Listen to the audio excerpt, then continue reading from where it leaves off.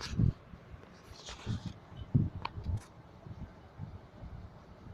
evening, students. How are you all, students? I hope you will be fine. Are you fine? Okay.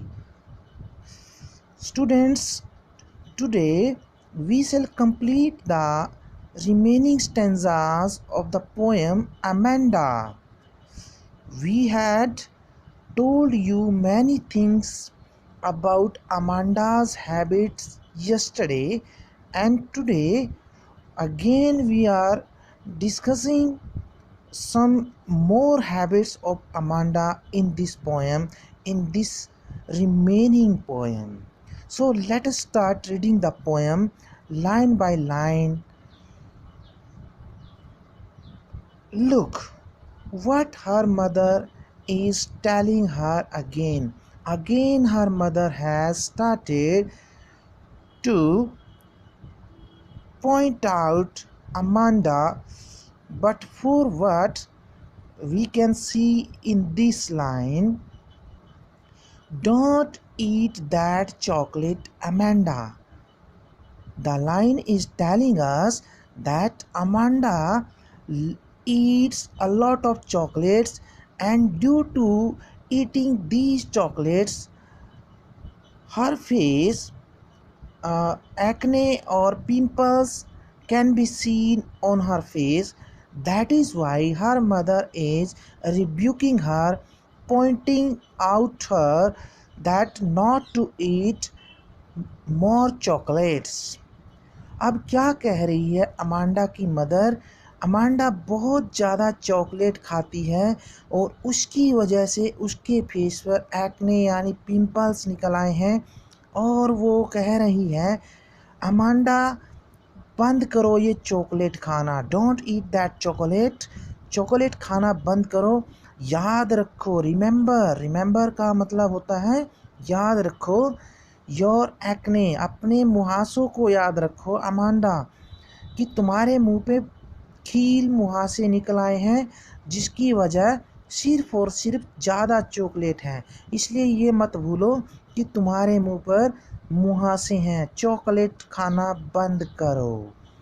Will you please look at me when I am speaking to you. अब उसकी mother क्या कह रही है, क्या तुम देख रही हो मुझे? प्लीज़ मेरी ओर देखो।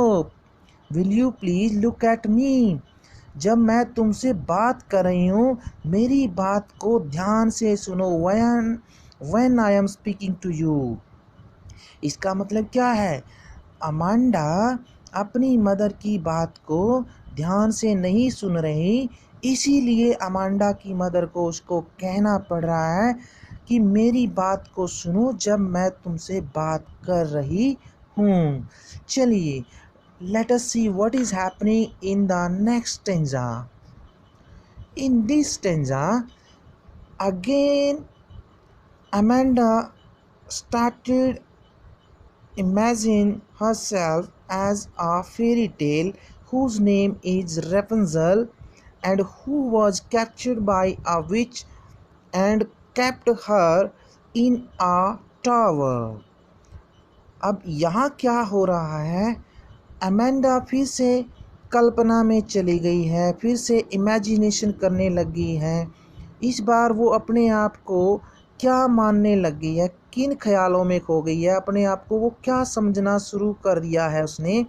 इस बार वो एक फेरी टेल के अंदर कैरेक्टर है, एक पात्र है रेपेंजल, वो बनना चाहती है और उस जैसी लाइफ जीना चाहती है। जो रेपेंजल है वो भी किसी की केयर नहीं कर रही थी, तो उसी तरीके से अमेंडा चाहती है कि वो एक टावर की लाइफ में जाए, एक टावर पे रहे।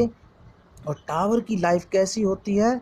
बिल्कुल ट्रैंक्विल, बिल्कुल शांत, कोई डिस्टर्ब नहीं करता, कोई तंग नहीं करता, जैसे उसको उसकी मदर कर रही है। तो वो चाहती है कि यहाँ से निकल करके रैपुंजल की तरह एक टावर में रहने लग जाए, जहाँ पर बिल्कुल शांत ज़िंदगी होगी और बिल्कुल इस ज़िंदगी से हटकर, बिल्कुल अलग यूनिक लाइफ वो जिएगी और किसी की कोई परवाह नहीं करेगी। इस लाइन का मतलब है I have not a care. तो ऐसी ज़िंदगी वो जीना चाहती है जैसे रेपंजल की थी, टावर पे रहकर।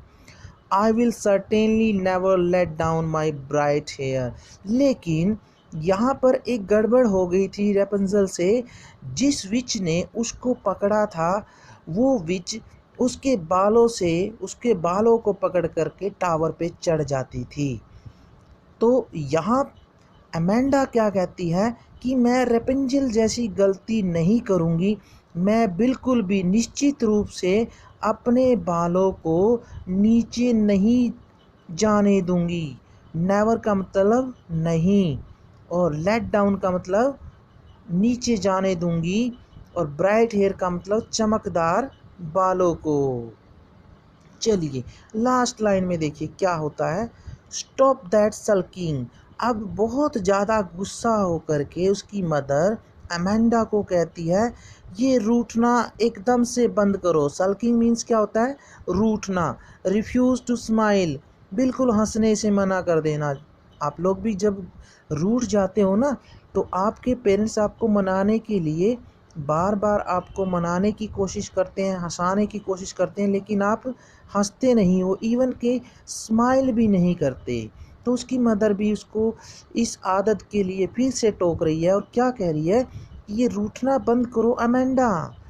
You are always so moody. तुम हमेशा अपना मूड खराब किए रहती हो Amanda. Anyone would think, कोई क्या सोचेगा।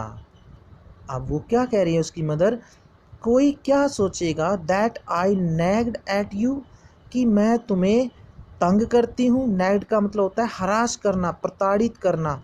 कि कोई अगर बाहर का व्यक्ति मुझे तुमसे इस तरीके से बिहेव करते हुए देखेगा, तो वो तो यही सोचेगा कि मैं तुम्हें टॉर्चर करती हूँ, हर टाइम तुम्हें तंग करती हूँ, तुम्हारा प्रताड़ित करके तुम्हें ज़्यादा शोषण करती हूँ तुम्हारा। तो वो ब्लेम कर रही है, वो आरोप लगा रही है इस टाइम अमेंडा के ऊपर कि ऐसा मत करो, मेरी बदनामी मत करो लोगों के बीच में। तो ये थी आपकी पोएम। और इसका जो अगला पार्ट हम करेंगे उसमें पोएम के अंदर जो पोएटिक डिवाइस या फिगर ऑफ स्पीच और जो राइमिंग स्कीम पोएट ने इसमें यूज़ करी है, हम उसको डिस्कस करेंगे। तब तक के लिए बने रहिए मेरे साथ और मिलते हैं जल्द ही नेक्स्ट वीडियो में। Till then goodbye, see you soon.